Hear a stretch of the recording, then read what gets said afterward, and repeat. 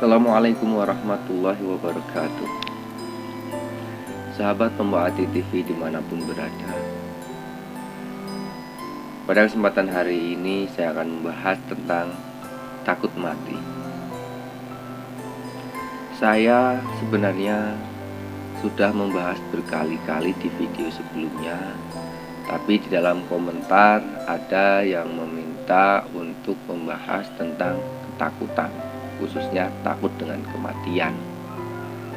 Kenapa kita bisa takut mati? Awal mula sakit kita yang pernah saya alami dulu, sakit kalian semua itu anxiety psikosomatis yang diakibatkan oleh asam lambung kebanyakan, tapi ada juga kecemasan ataupun anxiety disorder yang disebabkan bukan dari asam lambung juga ada, dari sakit yang lain juga ada, dari seolah-olah tidak ada rasa sakit dan akhirnya mengakibatkan suatu trauma menjadi hipokondria, itu juga ada. Hipokondria itu maksudnya sakit yang tidak sembuh-sembuh hingga akhirnya membuat orang trauma dengan sakit itu. Nah, seperti itu. Jadi pada kesempatan hari ini saya akan memfokuskan kepada takut mati. Itu karena alam bawah sadar itu sudah salah menilai, atau alam bawah sadar itu kadung salah, mindsetnya salah. Itu dulu. Kita itu keyakinannya goyah, keyakinannya menurun, atau imannya sedang lemah. Sebenarnya teman-teman, saya dulu waktu seperti itu juga karena iman saya itu sedang terganggu. Itu loh. Jiwa kita terganggu, iman kita juga terganggu.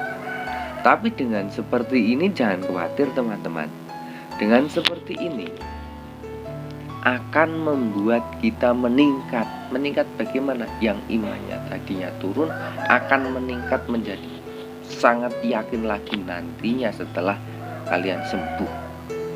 Jadi dengan ditepa atau dengan digembleng atau dengan diuji dengan sakit seperti ini akan membuat kita lebih baik lagi. Aminkan, aminkan, amin.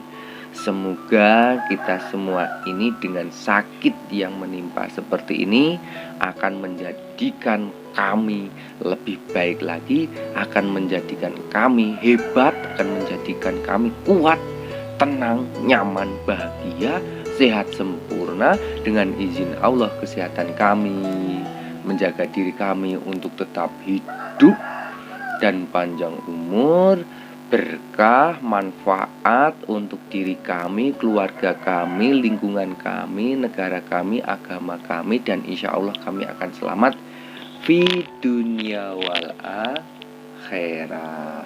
Nah, jadi teman-teman semuanya aminkan doa ini, aminkan. Amin. Saya dari Lampung mengaminkan, saya dari Medan mengaminkan, saya dari Palembang mengaminkan, dari Sumatera sana. Saya dari Aceh mengaminkan, yang dari timur ya saya dari NTT mengaminkan, saya dari Nusa Tenggara mengaminkan, saya dari Lombok mengaminkan, saya dari Sulawesi mengaminkan, saya dari Jawa Barat, Jawa Timur, dari lingkungan kami Yogyakarta mengaminkan. Seperti itu. Kita akan detail membahas ini, membahas anxiety psikosomatis dengan ratusan video sebenarnya sudah saya bahas. Tapi masih ada permintaan untuk membahas tentang ketakutan kematian. Teman-teman, sahabat-sahabatku Tombah Hati TV yang perlu kalian ketahui ataupun perlu kalian yakinkan bahwasanya sakit dan kematian itu hubungannya jauh sebenarnya. Ya memang ada hubungannya. Biasanya orang yang meninggal itu ditanya sudah umur berapa, kira-kira udah tua atau masih muda, kayak gitu kan. Sebenarnya kan gak ada hubungannya. Ya namanya orang hidup dan orang mati mesti ada hubungannya. Maksudnya tidak ada hubungannya itu, ya ada hubungannya tapi itu kan jauh. Mati ya mati, hidup ya hidup, muda ya muda, tua ya tua. Mati di masa muda boleh, mati di masa tua juga boleh. Tapi kebanyakan tua, yang mati di masa muda itu jarang. Siapa yang bilang? Coba dicari, ditanya. Kita itu, kalau kita tahu, nggak usah cari-cari kayak gitulah. Kalau kita tahu data kematian di dunia ini, kebanyakan orang muda. Kenapa orang muda? Orang muda itu banyak yang miras-miras, minuman keras, nanti tabrakan. Banyak seperti itu orang muda yang ada orang tua. Ada orang tua ngebut di perempatan jalan, menabrak mobil hingga akhirnya meninggal disebabkan karena minum minuman keras. Orang tua nggak mungkin diberitakan seperti itu. Orang muda biasanya kayak gitu. Dan itu banyak seperti itu. Datanya banyak sekali. Dan kebanyakan orang yang meninggal itu datanya itu banyak yang muda sebenarnya. Tapi kan kita biasanya meninggalnya kenapa? Udah tua, umurnya ini karena udah tua ya. Itu kan biasanya. Nah, salah satunya itu. Terus kita misalnya kita meninggalnya karena sakit kayak gitu. Meninggalnya karena sakit apa? Pertanyaannya kan kayak gitu. Sakit apa? Umurnya berapa? Dan lain sebagainya.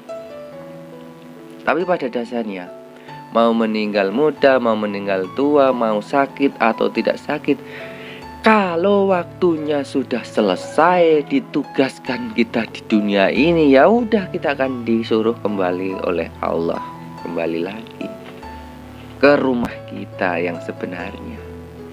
Saudara-saudara, teman-teman, kita akan kembali ke rumah kita yang sebenarnya. Insya Allah rumah kita adalah surga. Seperti itu kalau waktunya sudah habis.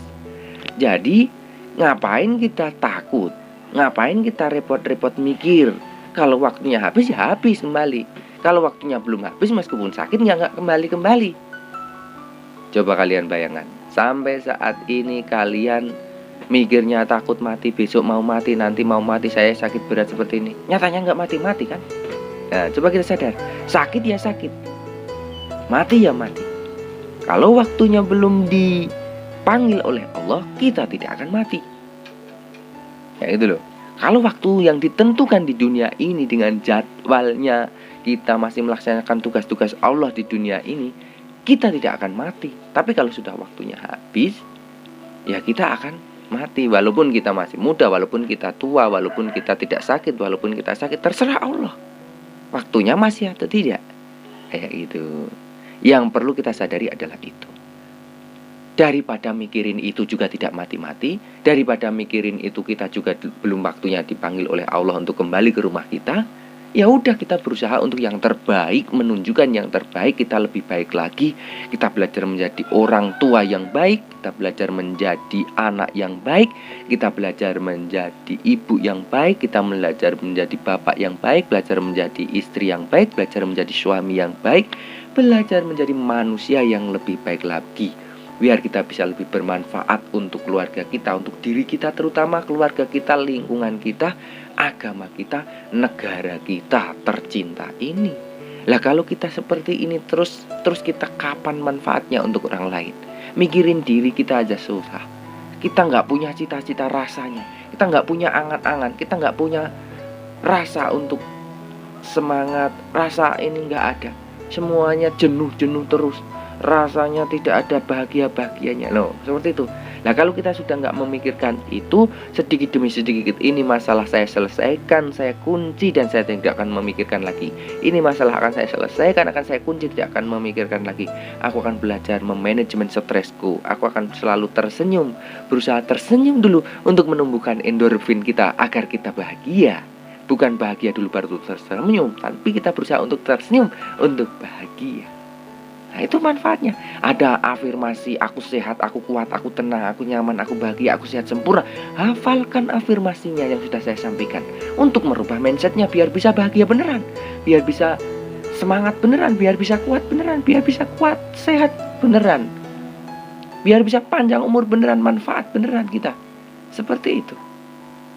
Nah itu lakukan trik-triknya ya seperti yang sudah saya sampaikan. Ada pola makannya untuk membenahi perutnya, lakukan polanya.